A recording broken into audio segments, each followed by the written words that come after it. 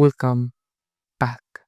فعلا النهاردة هنقتل جميع بوسات تيراريا. طبعا اللي مشافش الحلقة اللي فاتت يروح يشوفها، هتلاقيها فوق كده على الجنب. روح اتفرج عليها وبعدها تعالى اتفرج على الفيديو ده. ففي حلقة النهاردة هنقتل جميع بوسات تيراريا ما قبل الصعوبة، من أول كينج سلايم لحد الورفلش بتاعي كده. المهم فتنساش تعمل لايك والاشتراك، ويلا بينا من غير ما اطول عليكم على الفيديو. اولا بدأت ابني في الحلبة عشان اكبرها. نزل في الاول كانت صغيرة جدا، فبدأت اكبر فيها عشان اعرف اقتل الايس كوتولو وبعض الوحوش الجاية ان شاء الله. اوكي، رحت بعد كده لكهف العلم الاحمر عشان اعمل الايس كوتولو.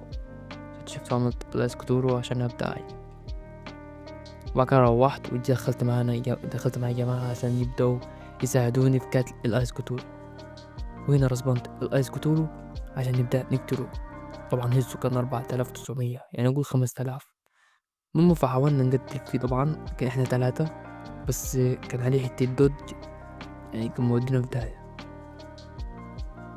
بدأت أقتل، أحاول أنا أعمل دوج برضو، أحاول أبعد عنه، لكن دخل عليه طبعا. Why are you running? وفعلا موت، وللأسف قتلت الأسكتور. بعدها رجعت مرة تاني عشان أبدأ أقتله، لكن المرة دي يعني قلت خلاص أنا هجيب وقته يعني. بعد كده كان خلاص فضل شوية، وطبعا خلاص قضينا عليه باتهام. طبعا جه عندنا طبعا وانا شبعته لحد ما موته. اداني شنطة، ما فتحت الشنطة دي، اداني البتاعة دي طبعا اللي ما يعرفهاش دي بتخليني اعمل دوت كده، او بتخليني يعني امشي سريع، يعني زي ما انتم شايفين كده. بصوا، بتخليني انط مرات كده بسرعة جنونية. المهم هنا رحت عشان اعمل الكريبتون بار، عشان اعمل سيف الكريبتون ويبو الكريبتون. زي ما شفتوا كنت بشوف البار اللي معايا يكفي، وعملت الصيف وعملت البو بار.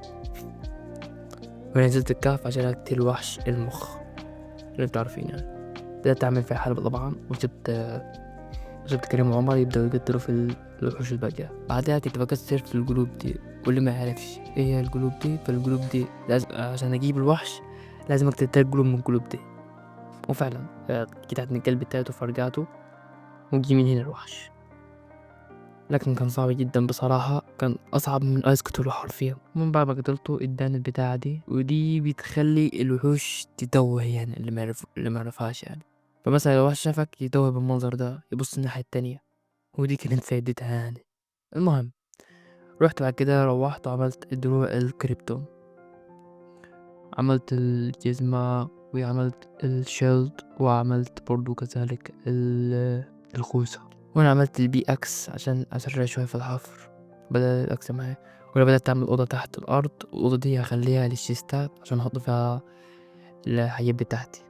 وهي طبعا زي ما انتم شايفين دي كانت النتيجة اللي كنت بعمل في الباك جراوند بتاعت الأوضة اللي هي تحت، وده كان شكلها يعني، بس لسه ما كملتهاش يعني.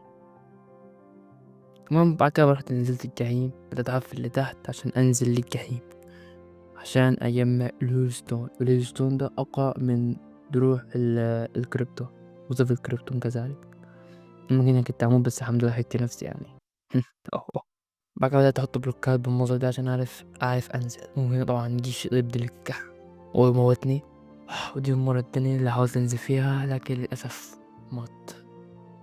في المرة التالتة بقى نزلت وجمعت أكبر كمية هيل ستون. حرفيا قعدت في الفيديو مصور حوالي ساعة ونص وأنا عمال أجمع في الكريبتون بس. انتوا متخيلين؟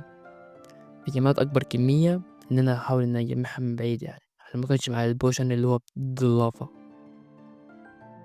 وأنا بدأت أحط المية على اللافا عشان أعمل الأوبسيديان، عشان أعرف أعمل المعدن الهيل ستون. وأنا حطيت الفرن وبدأت أعمل في الهيل ستون. وعن الحوش طبعا كان في ايفنت هنا، والايفنت ده كان أعفن ايفنت.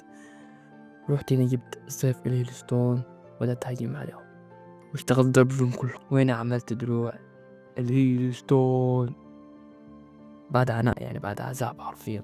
وهنا كنت بمشي في العالم آخر العالم، ولقيت الصياد ده فكلمته عشان يبدأ يجي عندي يعني. رغم إن أنا مش باحتاجه أصلًا خالص طول رحلة التراريا. كان الNPC ده مش باحتاجه خالص، بس ماشي جبناه. وهنا اكتشفت آخر العالم بتاعي اللي هو كان من ناحية اليمين. وهنا جبت boss الآيس، لكن أنا نسيت إن أنا مكنتش باصور أصلًا، لكن شغلت التصوير وبدأت أقاتل فيه يعني زي كده. لكن البوس كان بصراحة صعب جدا. وهنا بدأت أعمل حلبة اللي هي اللي أحارب فيها السكيلتون، عشان كان فاضل معايا السكيلتون وكان لازم أقتله يعني. وطبعا هنا كنت بعمل الحلبة بتاعت النحلة عشان أبدأ أقتلها برضو. طبعا جبتها بالمنظر ده ما أقولكش. وأول ما قدرتها ادتني الشنطة دي واللي فتحتها، وللأسف ما ادتنيش أي حاجة مفيدة في اللعب غير البتاعة دي يعني.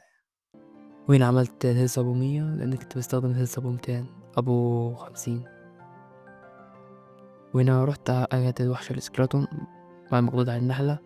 طبعا بس كان وحش صعب جدا بصراحة، وكان الفايت بتاعه وحش، وبالذات لفة راسه دي كانت صعبة جدا. المهم رجعت تاني للأسف، وقررت إني أعمل وحش السلايم، وزي ما انتم شايفين عملت وحش السلايم ورجعت قلب التاني. وهنا جبت الكينج سلايم وبدأت أهاجم عليه، لكن كان سهل يعني ما كانش صعب زي السكراتون بصراحة. المهم اداني البتاع دي اللي بتنطط بتخليني أعرف أنط. وهنا بقى بدأت أكبر في الحلبة، وبدأت أحط في العسل عشان أظبط الحلبة شوية عشان أعرف أقتل وحش السكراتون للمرة التانية.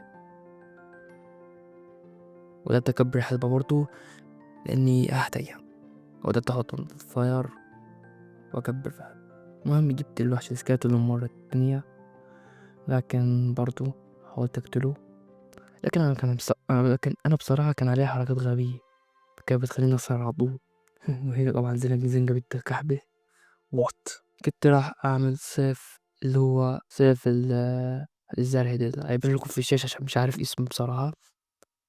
السيف ده هنقدر نعمل بيه أقوى سيف في اللعبة، بس في قبل الصعوبة مش بعد الصعوبة. المهم ده كان السيف اللي أنا عملته اللي انتوا شايفينه ده.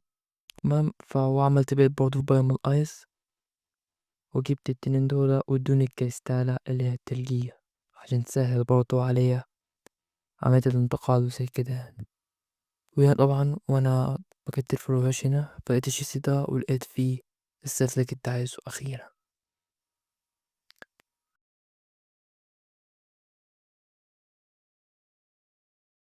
وطبعا هنا بدأت أعمل في الحلبة عشان أقتل آخر بوس بصراحة، عشان كده أخلص من مرحلة ما قبل الصعوبة وبدأت أقتل فيه. المهم رسبنته رمدي وجبت الوحش، لكن بصراحة الوحش ده في الإكسبرت صعب جدا. وهنا طبعا خلاص كنت